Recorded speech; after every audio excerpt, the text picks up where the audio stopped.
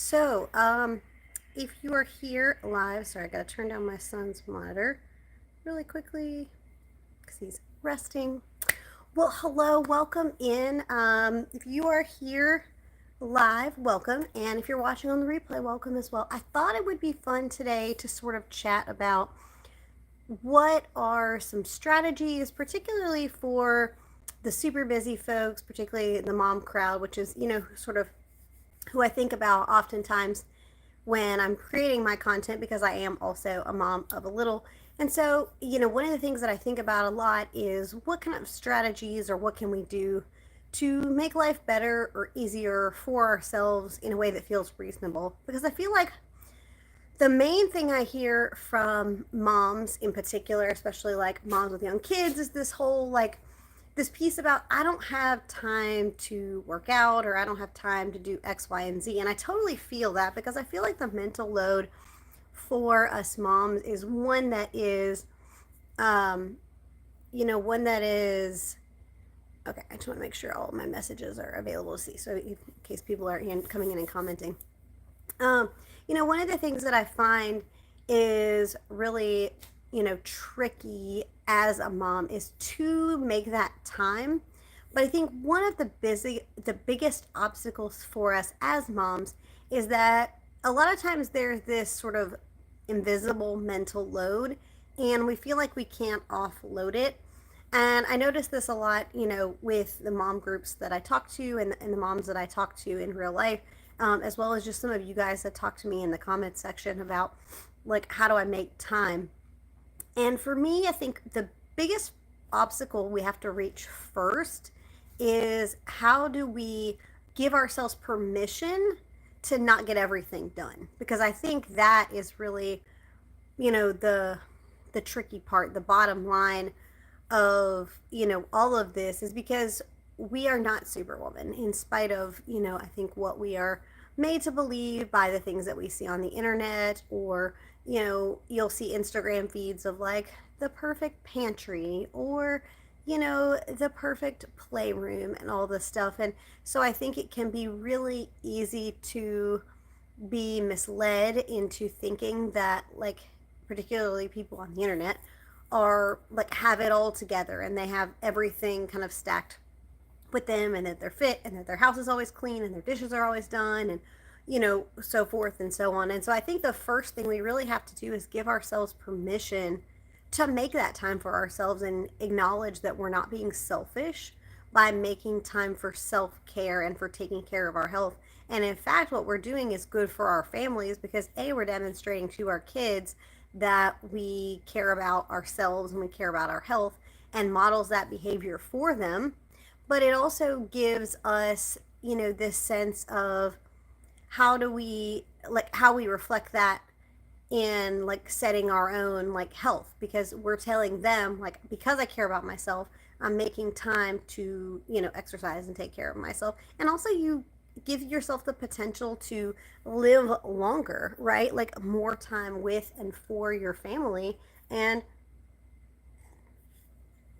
they want you around, and by setting yourself up with healthy habits, you give yourself the opportunity to to potentially live longer. It's not a guarantee, certainly, but it gives you the opportunity to do so. But I thought it would be fun, and if anybody is live in the chat who wants to like chime in on this, I'd love that, sort of as we go. But I thought it would be fun to also just sort of talk about some ways and some strategies, to fit things in. And I'm finding for myself, when I started this weight loss journey and this sort of health and wellness journey, really about the time my son turned 1, is when I hung up my pump and I said, I want my body back. Because I had looked at myself and I wasn't happy with what I saw in the mirror. And I would love to tell you that I was like comfortable in my own skin and all of those things, but I just wasn't. I mean, that's just the reality. And so because I wasn't comfortable in my own skin, I wanted to do something about it. I wasn't feeling good.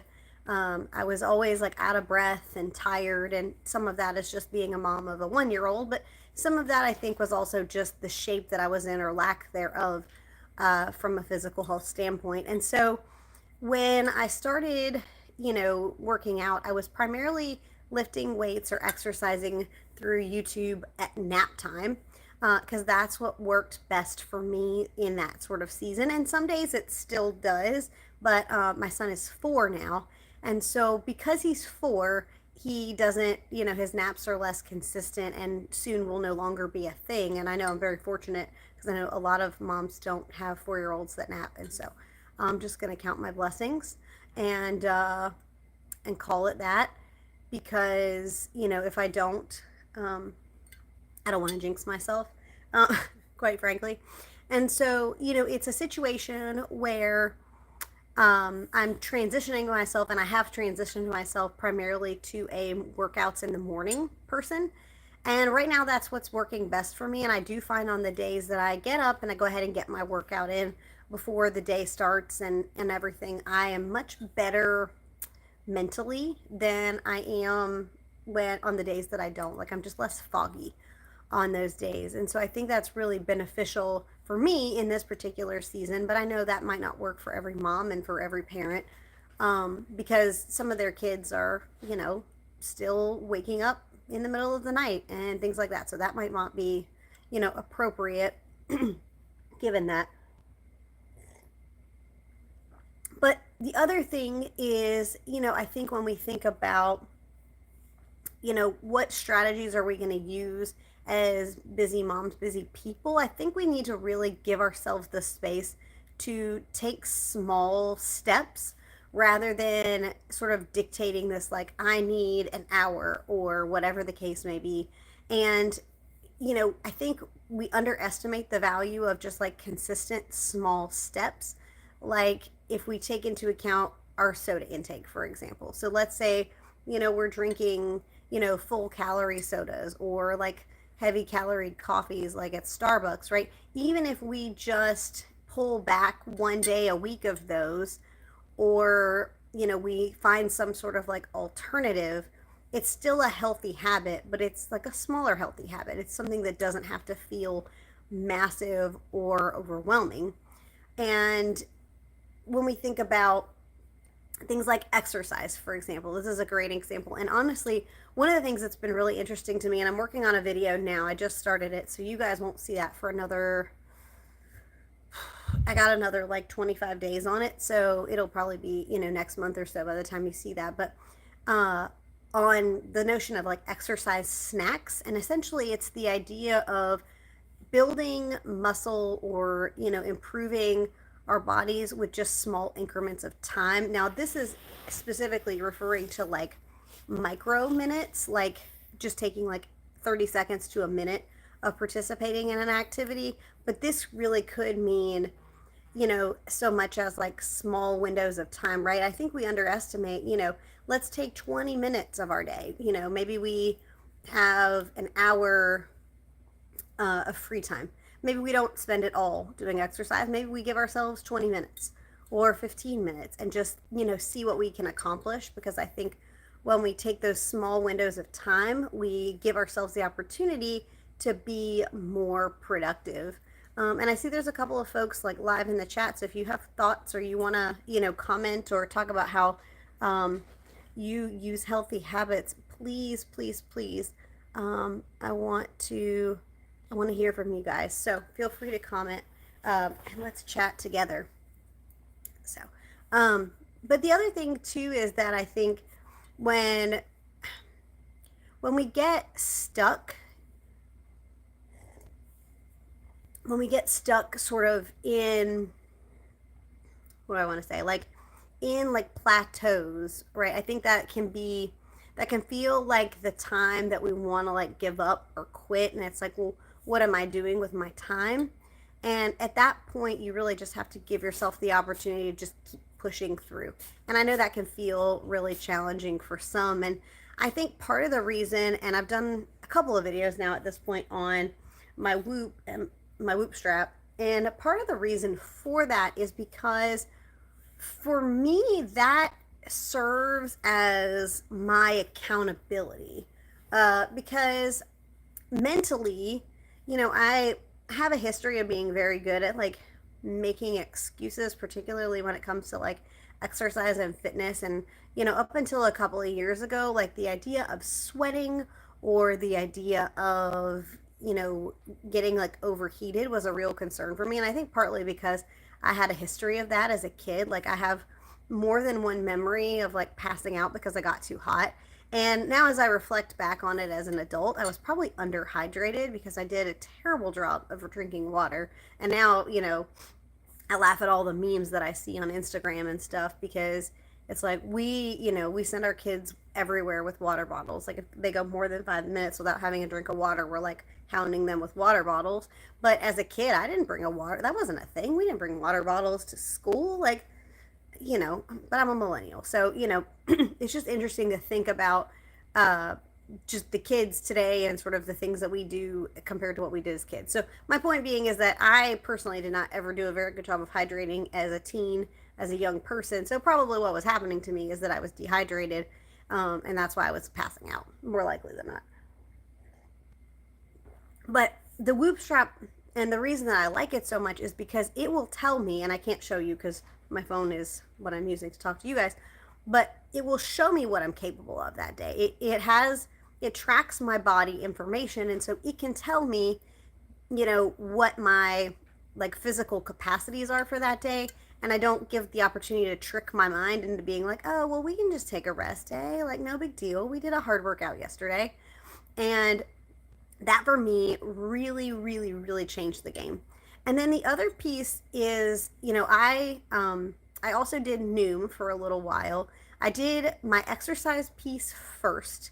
And so doing the exercise first and then the diet piece felt better for me, but I think it's different for everybody. And so, I think if I had it to do all over again, I would probably, try to do both at the same time.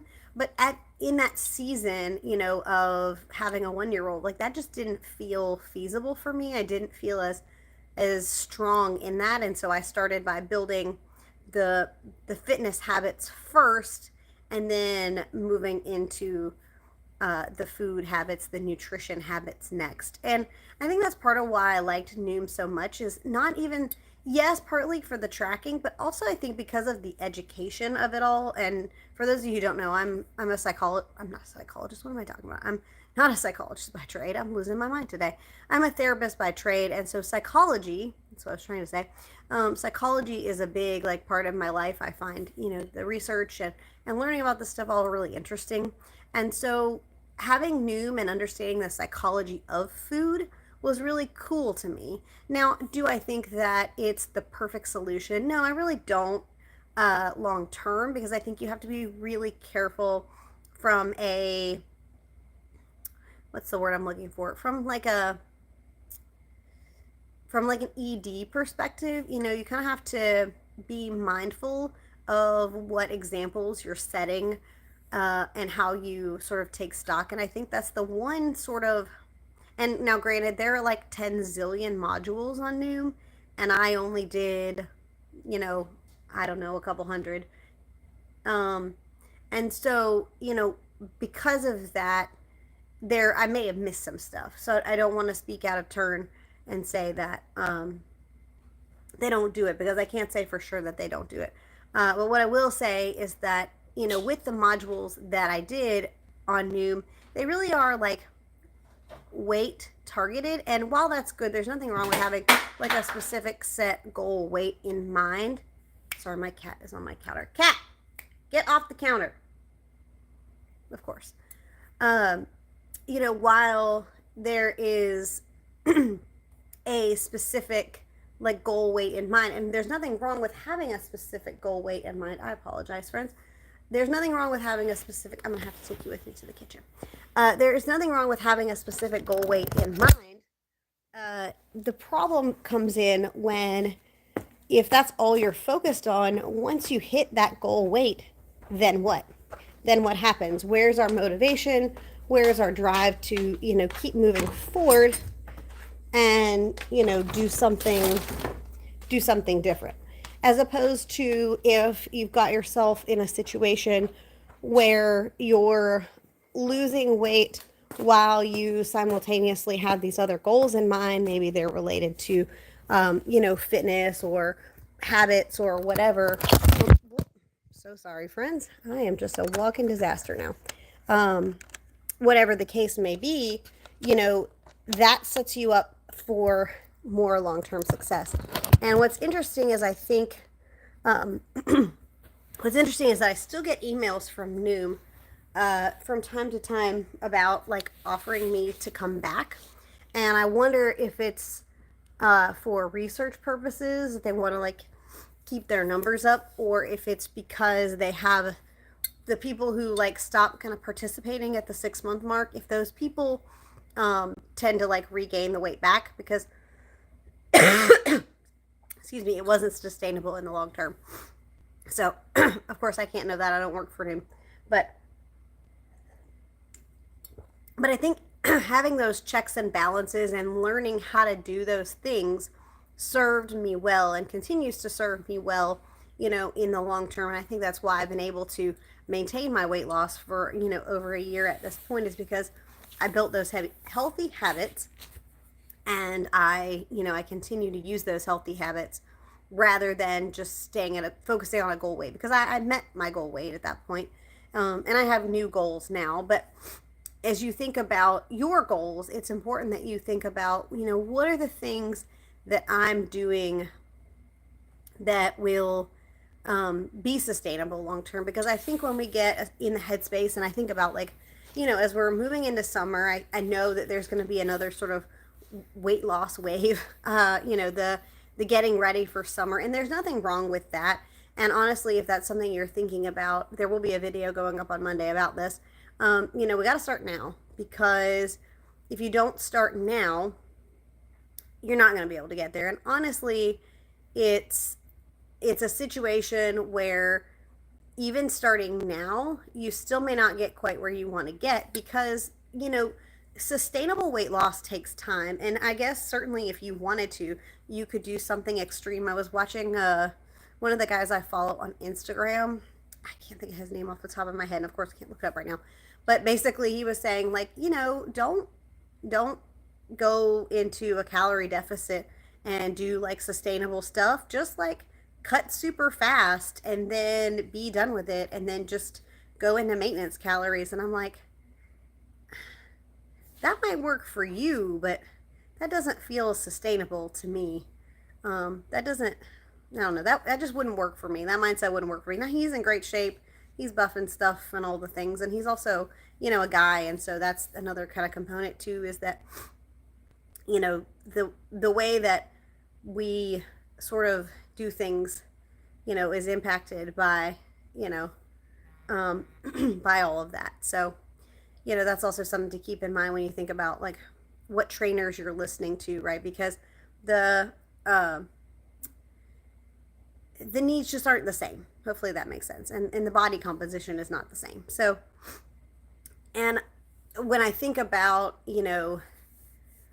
just the idea of this whole like, well, just do something obscure and unattainable and then go into maintenance mode, I'm like, well, that sounds good in theory, but again, you go back to this like, but I haven't built any healthy habits. Like, so what did we even just accomplish at that point? Like, we cut a bunch of weight, but how do we go from just like cutting a bunch of weight to not end up binge eating on the back end? And with that particular model, that just doesn't make any sense to me. So I don't know what you guys think. I'd love to hear from you guys. If you're here in the chat, I'd love to hear from you. I think I have everything turned on. It says all chats are visible. So I just want to make sure, because I see some folks that are here on live, and I'd love to hear from you. So say hello in the comments and chat. I'm pushing buttons. This is probably not a good idea. So let's see. How do I start a poll? Oh, interesting. So I'm curious, are you actually on a weight loss journey as we speak? Let me type that and see if you guys want to answer in the poll.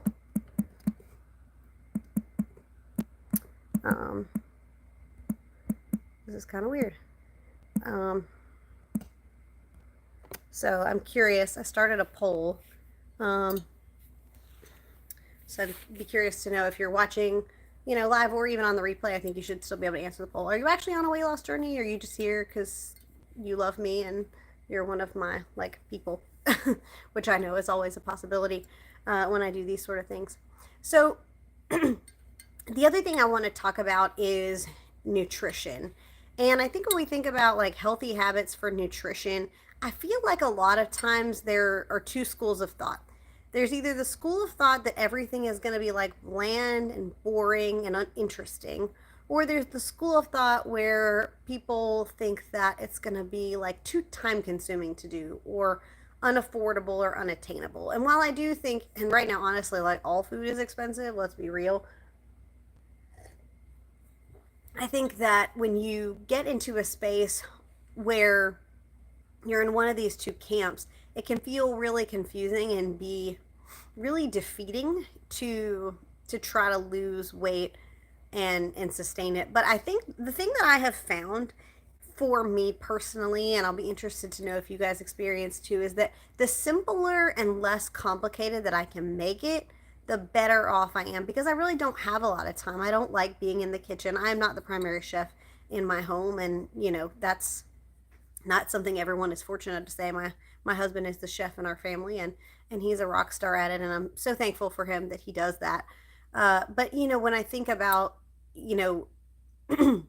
when I think about like food and cooking and stuff, I find that I do better with simplicity. And so if you're watching live and you want to go back, there's some videos on the channel about like various different like foods that I eat, and I really don't eat complicated foods. And recently my husband discovered a food subscription service called Just Meats, which is exactly what it sounds like. So if you're vegan or vegetarian, obviously it's not going to work for you, but it's a meal service basically where you get pre-prepared meats that come to you, and when you are like, you just take them out of the package and then you dump them in the on the stove top and you pour the sauce over them, and then you're good to go. Like, it's done in like 2 minutes. And so I find that really helpful and really useful and easy.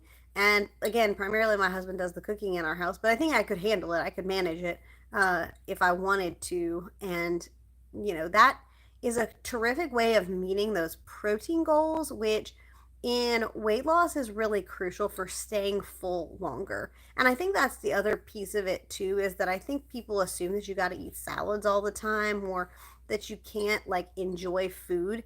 And I find that when in times that I have done more like diet culture-y things, like only eat salads or like eat, in such a low deficit, I find that I'm like, because I'm so hungry, I end up binging later on down the road. And so by not putting foods off the table and not, limiting myself to what I can eat, just working it into my calorie budget is what serves me best.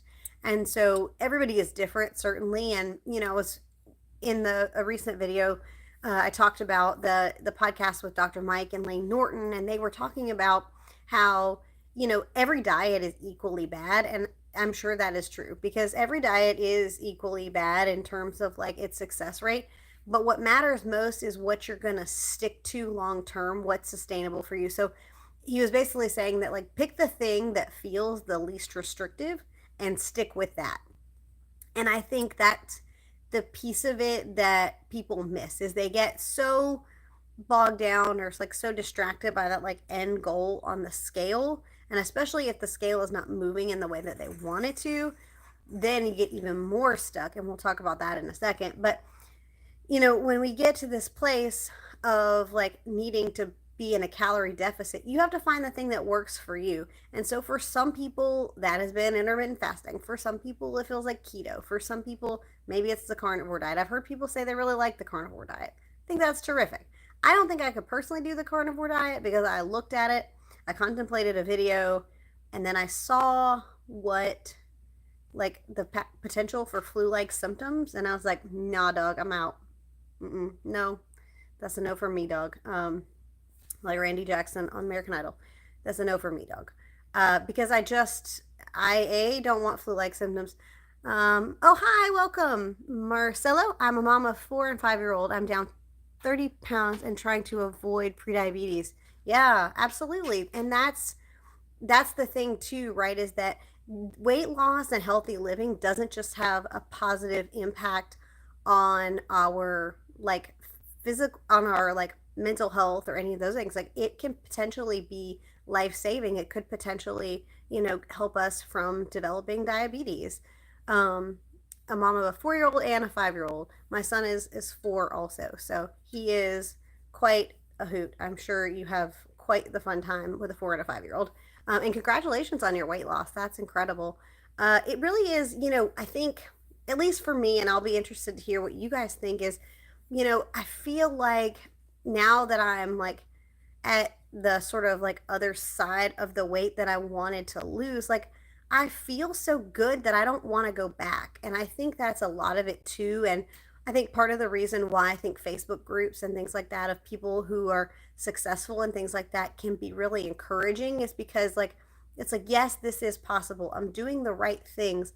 I'm doing what will help me to, get better and feel better and also, be around longer for my family. And I think that's really important and not to be missed in all of this is that, like, yes, it's great that we want to look a certain way, but we can't miss out on the, health potential and health benefits when we take care of our bodies, right? We only get one of these, you know. Um, we don't get to trade it in for a new model when we're tired of it.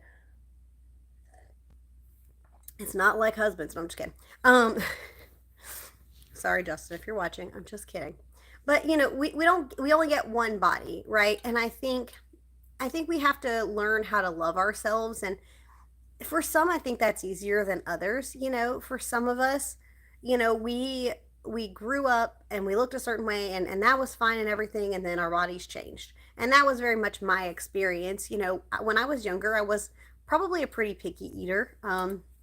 I would guess, because I remember like not really liking a lot of foods, and then my husband introduced me to a lot of really delicious food, and I was sitting a lot, to work and be a therapist, and that's when I really started to like gain weight, and that was over 10 years ago at this point, and then I was living that weight, and then when we got pregnant with my son, and he, and having him and stuff, and then trying to nurse and all that sort of stuff and keep up a milk supply because I became an exclusive pumper, like all of that sort of contributed to more weight gain. And so I already wasn't in like the healthiest shape. I was doing Zumba once a week, when I first started out, but that's all I was doing. I was literally going to Zumba class one day a week, and Zumba's great. Zumba's a lot of fun, especially from like a feeling good and having a good time. And I think from a mental health standpoint, that's a great outlet. But I wasn't doing enough. I wasn't pushing or challenging my body in a way that made it so that I was actually doing something that was like, I wasn't doing enough, basically. And so, because of that, I was continuing to eat in a calorie surplus, as we tend to do here in the United States. I also EP'd with both babies and found support in a Facebook group. Yes, there's a fantastic EP. You maybe have been in the same one. I don't know. But I joined a fantastic exclusive pumping Facebook group, and that was such a supportive group of women, and that really, it's funny because I actually stayed in that group for like 2 years. I think my son was two before I ever even left the group because I just was like, I just wanted to stick around and like root for these mamas because I know how hard it is, and I know how hard EP was. Um, and so I do miss feeling like I should eat Oreos on a consistent basis, which I should not have. I should eat them in moderation, but they're very delicious. The amount of times I've talked about Oreos on this channel is a little concerning, I'll be honest. Uh, but, with that, you know, when we pancakes. Okay, yeah, everybody's got like their food. So yours was pancakes. I still to this day am like, I'm kind of iffy on pancakes, just as a general rule. Um, I don't know why. Like, I want to like pancakes, but I don't know. I really don't like pancakes. I mean, they're fine, but it's one of those things where like I just have to be in a very specific mood for pancakes, and I am just never in a mood for pancakes. But I don't know. I'm also kind of weird. So there's that. Um, Also, I don't know how to make pancakes, so there's probably like a component of that to it also. In that because I don't know how to make pancakes, if I knew how to make them, I might be more inclined to eat them. Does that make sense? I don't even know if that makes any sense, but yeah, I think everybody's got like, because when you EP in particular, you do stay hungrier. And I don't have the research on me, but there is some research to suggest that because, especially with like sleep deprivation and things like that, that your hunger hormones, am I saying that correctly? But basically, you produce more ghrelin. Somebody correct me if I'm getting this wrong, but basically, like you produce more ghrelin, and so you're more hungry because you're like sleep deprived, and also like your body knows that you're like producing milk for like biological sustainability, and so you stay hungrier so that you continue to like produce. So it really makes sense. And so I think for me, when I started making YouTube videos, it was suggested to me that I, talk about like the postpartum mom. And while, yes, I think there's certainly value in that, the challenges, I think, as a postpartum mom, they're just different challenges. But I think we also have to give ourselves grace in the postpartum era. For me, like I mentioned at the start of the videos, I didn't start trying to lose weight until my son was a year old and after I was finished pumping. And again, I know that's not everybody's experience. And if you breastfeed, like that may be a whole different beast for you. But I think the best thing we can do for ourselves, especially if you're like in an EP phase or if you're still like breastfeeding and stuff, is eat healthy and, focus on getting that movement in, and then worry about the weight loss portion later. Work on the wellness portion where you learn to love yourself and you make sure that, you're proud of your body, what your body has done, what your body has created, because that's really cool. It's really cool what the human body can do. And I think more often than not, you know, we as pregnant women, people will like ogle your belly and say how cute it is, but then like after the fact it's like, oh well, when are you going to lose the weight? And it's like, why? Mind your business. But the thing is though, I think we have to really learn to love our body for the because it's going to be different, right? You can't pass a watermelon through it and it come back exactly the same. It's not, it will it's not completely inelastic, but we have to learn to love our bodies in the shape that they're in, and I think if we can go into a weight loss or health and wellness journey with that in mind, then we're better off long term, right? If our goals aren't just like, I want my old body back, because the reality of it is I don't really think we can get our old body back. Now, I feel like my body does not look the same. It certainly does not look the same. But I do feel like I am in better shape, like significantly better shape than I was, when I was before I had my son. Now, I still have like what I would consider like a mom pouch that I don't know if I'm ever going to be able to get rid of. But, with the exception of that, like I am certainly in a better cardiovascular shape. I'm certainly in better muscular shape than I was, in my 20s, and probably even since high school. I think probably the best shape I was in, like as a young person, was in high school, because I did cheer and I was at cheer practice like every freaking day of the week, plus games, plus and that sort of thing. Plus you're young and you have an awesome metabolism and all that sort of stuff. So, but now in my 30s, I'm in far better shape than I was in my 20s. That's for sure.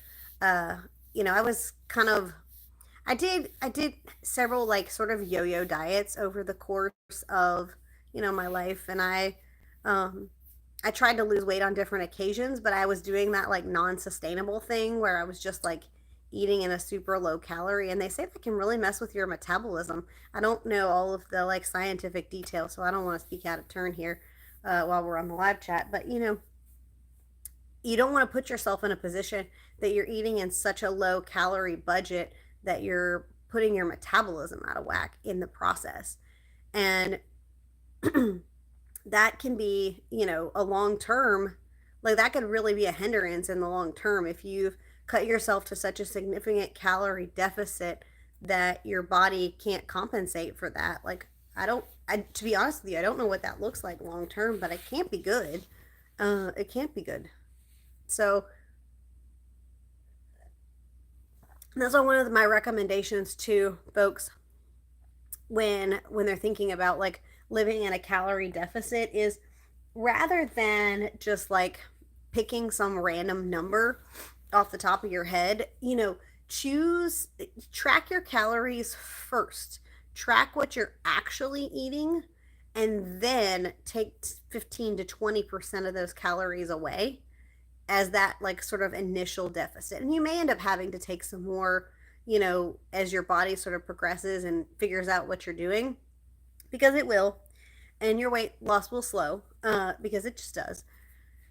That's how we work biologically. We're biologically programmed for survival, and so our body knows when we are living in, like when we're only living in a certain calorie budget, and so it's going to start to store things because that's biologically what we do. And so because of that, when you stop, when you stop seeing progress, you will have to, potentially dial back the calories some more, or dial up the intensity of the exercise some more. But in the long term, if you're decreasing in slower amounts, you can take better advantage of that. And especially if you are brand new to weight loss and healthy living, like if you're like that first jumping off point, if this is brand new for you, you may potentially see more gains than you would, than you will somebody who's like been doing this for a while, because you got that like that newbie swag, that sort of new new to weight loss thing. And now this of course doesn't take into account, specific medical conditions and things like that, because that's a completely different elephant. A different elephant? What? I'm losing my mind, y'all. I'm so sorry. A completely different, like, what is the word I'm even looking for right now? But why did the word elephant come out? What? There was a word I was trying. Could somebody help me? Does anybody know? But it's a completely different beast, right? If you have some sort of like pre-existing medical condition, that's why you should always consult with your doctor before you're going to lose any sort of weight. You don't want to just, go, go ham before you know like what you're doing, because you don't want to, get hurt. But all that to say that I don't even know how I ended up down this rabbit hole, but I think the point I was trying to make, circling back to like new mom life, is that my recommendation to most people is that like if you are a mom and you're new to weight loss and you're like quote trying to get your body back, is give yourself grace and focus on just like making those healthy habits first. And then you can think about like being in a calorie deficit a little later down the line.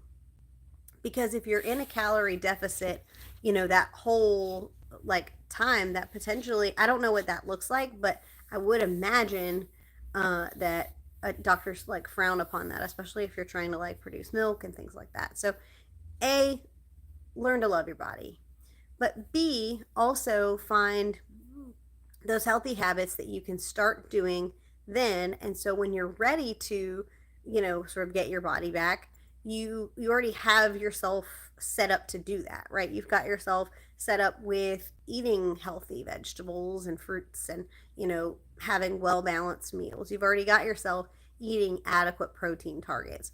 You've already made yourself, space to eat all the foods in moderation. You've already got some sort of like exercise and wellness routine that maybe you're going to up the intensity on now, because you haven't, you've been sort of like limiting yourself due to various different things, but now you can go like all in. And I think the thing that I have found, at least personally for me, is that I really surprised myself how much I enjoy going all in on an exercise. I never thought that I would be the person that would want to go like all in on exercise and like really enjoy the sweat and the release from that. But I do. I love it. And I love it a lot. And that really surprised me. And if you'd have told me even like 5 years ago that I was going to enjoy like burpees and hit workouts, I would have laughed in your face. Now, granted, I went for a run like last week or so, again, in related to that exercise snacks video that's coming your way, um, to find out what my VO2 max was. Now, granted, I was getting over being sick, so that might have been part of it, but I remembered why I don't run and why I don't like to run, because I'm bad at it. Uh, so that was just a completely different beast. And so that tells me that that's an area of growth that I have that I could really use, some work on in my cardiovascular, well-being. And so because of that, I know that that's an area I need to work on. But again, circling back though, I never thought that I would really enjoy doing high intensity work like that.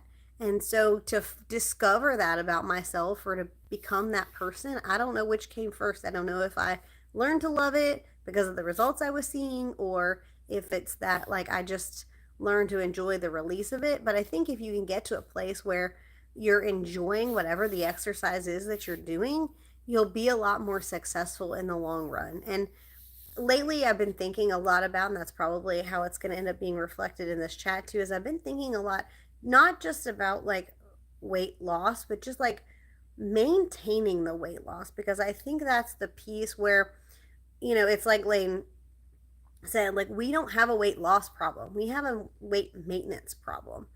We, people lose weight all the time. The problem is not losing the weight even necessarily. The problem is losing weight in a sustainable way so that you don't gain it back. And the numbers of like the percentage of people who lose weight and then gain it back is like 90 something percent of people who lose weight gain it back within the first like year.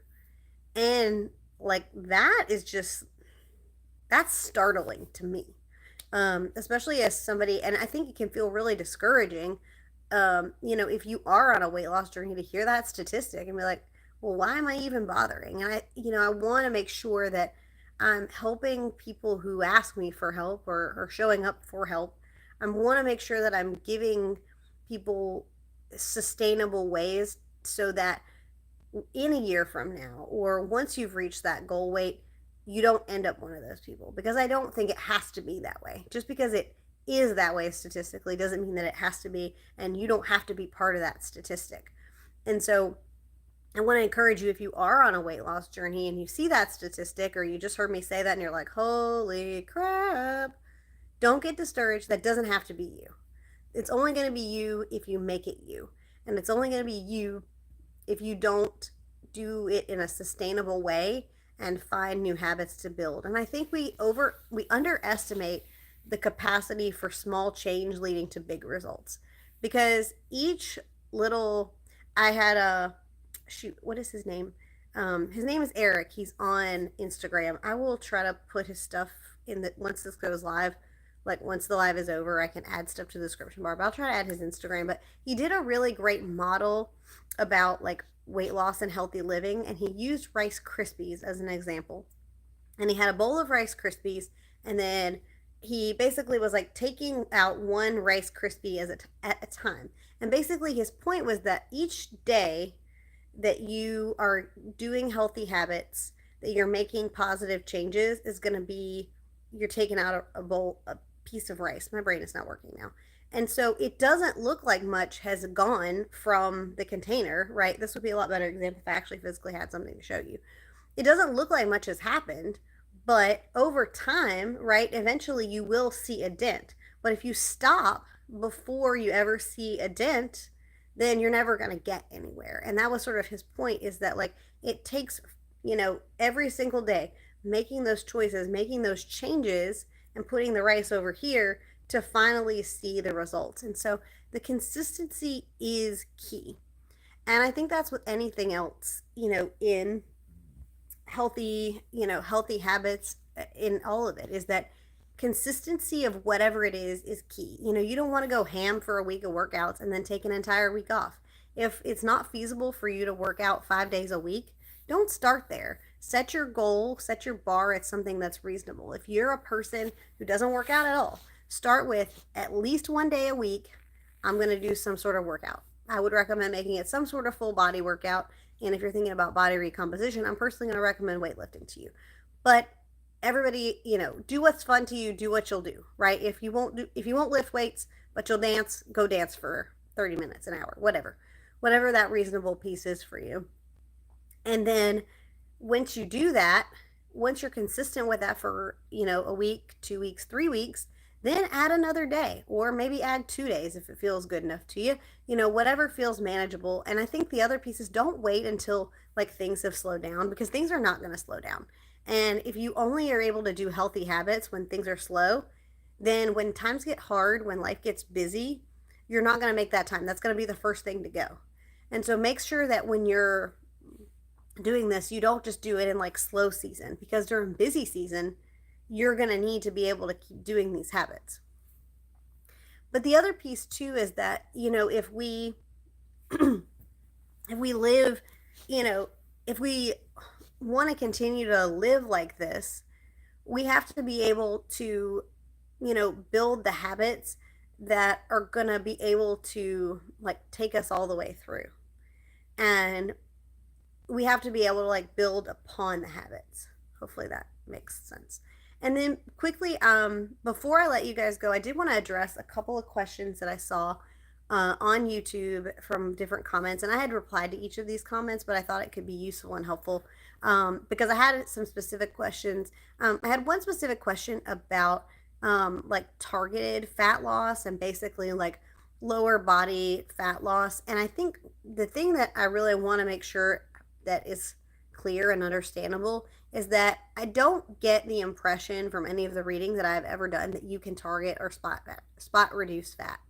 You just can't. Unfortunately, you have to get in, and everybody carries body fat in different areas depending on, like your body composition. Like for me, my like most of my like body fat that still exists is in my like stomach, lower belly area. But for some, it may be in your lower body, like your legs, your glutes, whatever the case may be. And so there's nothing specific that you can really do to target fat loss. It really is about like total body composition. And the only way to lose the like fat in certain areas is to get rid of the other fat that you have first, basically, because your body is not gonna, how do I explain this? You just can't spot reduce. And anybody that tells you that you can spot reduce with their workouts or whatever is full of it. They just are. Because you cannot spot reduce fat. You have to live in a calorie deficit, and you have to, burn fat and build muscle to recomp. And that's the only way. And it really doesn't matter where you're carrying the weight, whether it be lower body, whether it be upper body, whether it be in your belly. Your body, everybody's body composition is going to look different depending on who you are as a person. And when you think about it in that way, the focus should just be on like total fat loss, and it's going to come off where it comes off. And if you want it to be targeted in certain areas, you have to get down to a low enough body fat percentage that's the body fat that's left. And I hate that it has to be that way. I really do. I would love to tell you that there is a magic secret ingredient to help you lose lower belly fat or fat in your lower body or what. There just isn't. And anybody that tells you is, or tries to sell you a pill or a drink or a shake or a tea or a something, is full of it. I said what I said. So I'm trying to think. I feel like there was one other question that I really wanted to make sure I addressed.